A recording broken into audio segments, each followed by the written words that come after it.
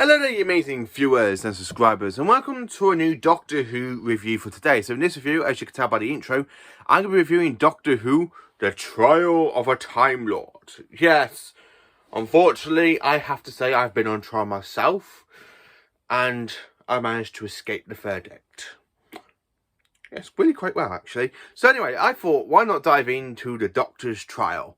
Well, one of the Doctor's trials, because at some point in Doctor Who's history, the Doctor's been put on trial twice by the Time Lords in his second incarnation in the End of the War Games, and of course, during this whole fantastic Season 23 story arc of Trial of a Time Lord, the Doctor is on trial for his life.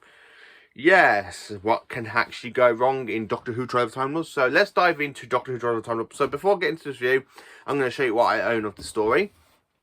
So I own the 1993 VHS, as you can see here. So I own the VHS, I'll pop that just there. And then of course I own the 2007 DVD release of all 4 stories, all 14 episodes of Doctor Who Trial of a Time Lord. Yes. And of course I own the 2019 last release of this season. It was re-released last year on the standard Blu-ray, which I don't own, but I own the limited edition of Doctor Who Trial of a Time Lord. So I'm going to pop the Blu-ray just here. Will that be better? No. I'll pop the Blu-ray just here. There. Just there. So anyway, Doctor Who Trial of a Time Lord. How can I start off with this amazing review for it? So the Doctor is being pulled out of time by the Time Lords after a very, very long while. The Time Lords wanted the Doctor for going to the planet Ravalox, which we find out in the first story known as the Mysterious Planet.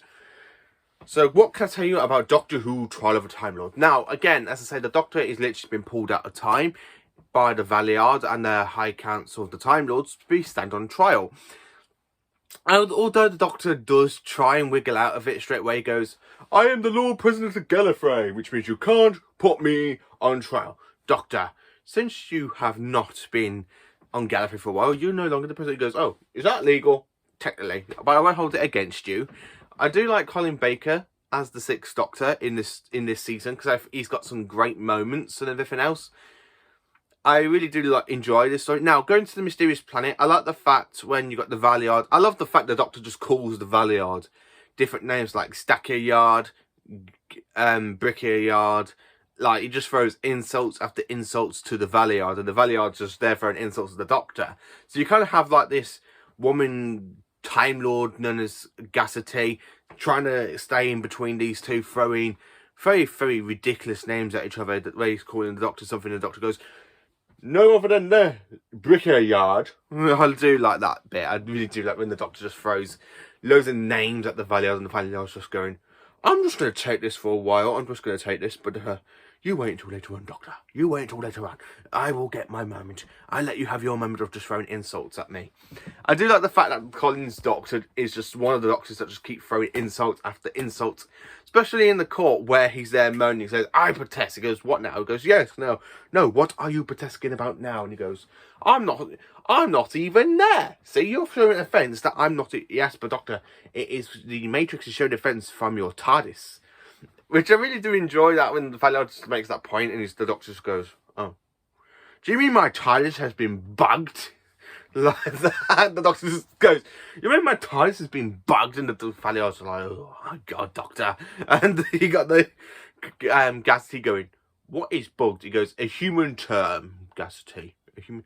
Gassity. I like the fact that the Doctor is just there like throwing insults at the Valiard. Now, getting into the actual story, I like the fact that we got Savalon Glitz.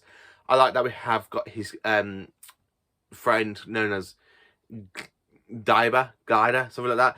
The Doctor and Perry are there investigating the planet. Now, I do like the kind of the special 2 discs on the Blu-ray set, because the last 2 discs has all of the episodes of Trial of Time Lord shoved together with all the deleted scenes and stuff.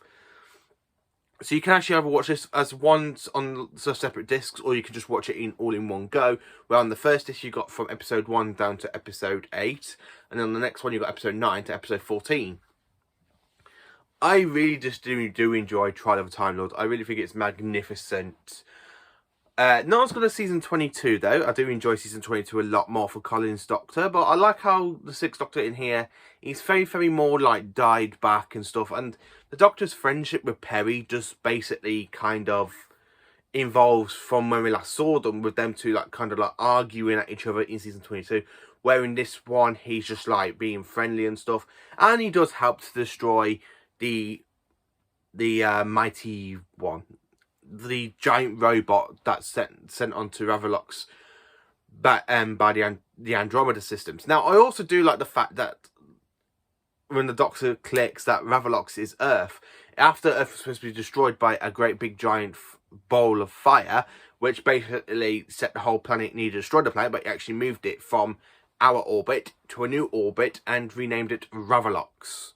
And that's the whole point of the crime of the Doctor being there. He goes, when the Doctor goes, that is the whole point of being there, Doctor. You being on Ravelox is the crime. And I do enjoy that story. I do enjoy the Mysterious Planet. I really think it's got some great points in it. So coming into the next story, known as Mind Warp. Yes, the Doctor encounters Syl once again. Now, I do like the fact when you got Syl going in mad, he goes, like, he's got this whole mind machine, because you kind of got this alien slug creature like Syl wanting to have a new body, because his brain's kind of like growing a lot more, and he's there going, this pain's killing me. And of course the Doctor basically has to help at one point, because he does get his mind kind of cleared when he's there in the machine, thanks to Syl. Now, of course, you've got Perry on the run with the King, played by Brian Brescent, something like that. You got the werewolf kind of man, the man that's been mutated into part wolf creature, and you got the rest of the slaves literally trying to escape to their freedom by trying to get rid of Syl's people. Led by the Doctor at one point, and then of course when the Doctor is there running to try and rescue Perry, he is pulled out of time by the Time Lords and the Doctor. I love the fact when the Doctor just goes, "You killed Perry," and she goes, "We had to act." And he goes, "No, the High Council has no recommendation in ordering anybody's or Perry's or anybody else's death." And he goes, "No, I was pulled out of time for another reason, and I have every intention of finding out what that is." I really do like that ending for Mind Warp, but Mind Warp is the weakest sort of story. Now coming into the next story, which is Tale of Vervoids, which is basically part of the Doctor's future.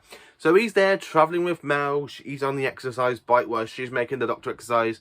She brings in carrot juice and he goes, "Oh, carrot juice? Mel, does my ears look a bit bigger?" And she goes, "Listen, when I start calling you Noddy, that's when you can start to worry about." And the Doctor receives a stress call landing on the spaceship, where he meets Commodore once again. So Commodore's already met the Doctor. I think it's the same actor that played in the Tom Baker story, Armageddon Factor. I could be wrong, but I could be right. So hopefully I am right about that one. I do actually enjoy this story. I like the Vervoids' plot, because the Vervoids are the plant creatures that we literally use them for compost. So they want to use us humans and go to Earth and destroy the whole of humanity by turning us all into compost. So the Doctor has to create genocide to destroy the Vervoids. And then, of course, you got the Valios saying, "I activate Article 7. What? No, that cannot lie. If I would have allowed that to happen, the human race would cease to exist. But you have caused genocide on another race of Doctor." I really do like when the Valiar just puts that out. And then, of course, some great moments do happen in that story in Tale of Vervoids. And then, of course, we go to the final story, Ultimate Foe, where the Master intervenes by hiding that he reveals he's been watching inside the Matrix. And he goes, "I have a very, very good copy of the key, me lady." I love the fact that Anthony Ainley is great as the Master in this. He's very, very...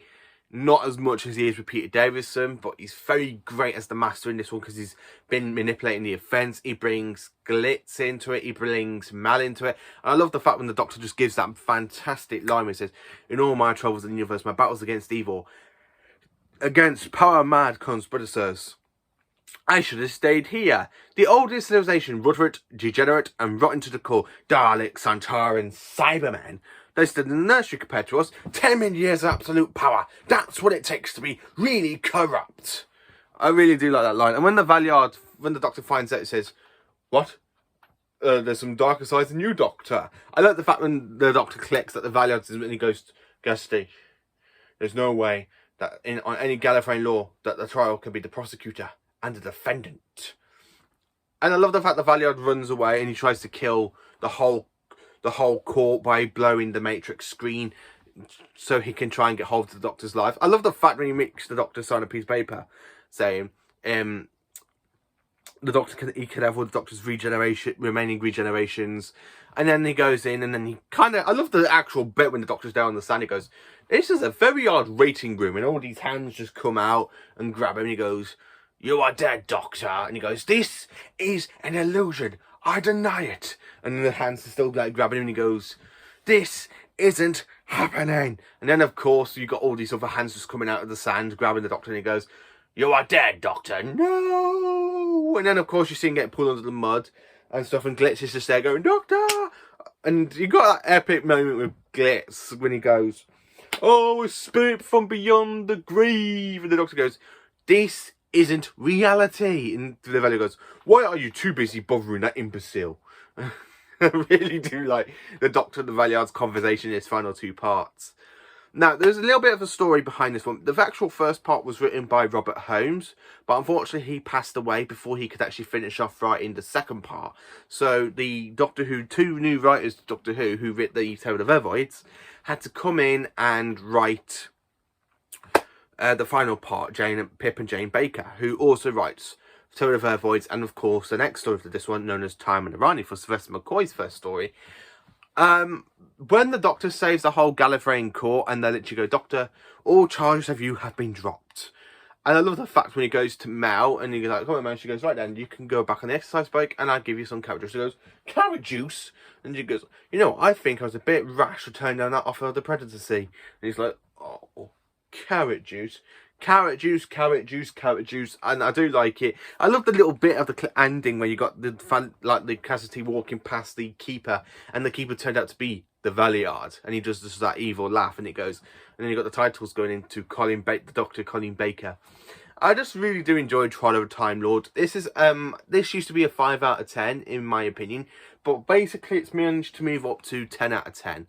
I really enjoyed sitting down and rewatching all of these stories, all of these episodes of the whole bit of the trial. I do like the story arc as well, because it reminds me a bit of The Key to Time, because The Key to Time is the only, like this season and Key to Time is the only two seasons out of classic Doctor Who where you kind of have a whole story arc building up through it. Where in Modern Who, with Series 1, you kind of got Bad Wolf. Series 2, you got Torchwood. Series 3, you got Howard Saxon's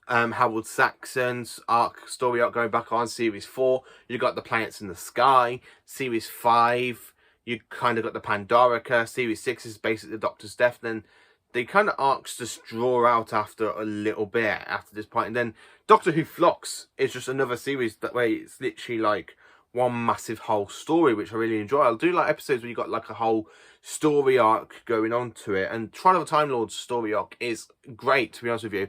If I was going to rank this one with The Key to Time and Flux, I would have to say Trial of a Time Lord, Flux, and then The Key to Time for me, in my opinion. Because I do like Trial of a Time Lord. I really do enjoy it. Flux will always be my second favourite to Trial of a Time Lord now. The Key to Time, I'm not really too keen on The Key to Time like I used to be. I used to love it until I watched the 31st episode, which is, again, recently. My whole opinion on Season 16's changed, so there will be a video coming out on that one as well. So let me know in the comments what you think of Doctor Who, Trial of a Time Lord. Do you think it's a great piece of artwork? Do you think Colin Baker gives a great performance? Do you think he deserved a sack after this season? I really think that he shouldn't have had the sack. I really think they should have given him one more chance to be the Doctor. And that's one thing I have to say about it. Please join me for more Doctor Who goodness on this channel and have a fantastic day. And join me for more Doctor Who videos tomorrow. Have a great day and carry on being magnificent Doctor Who fans.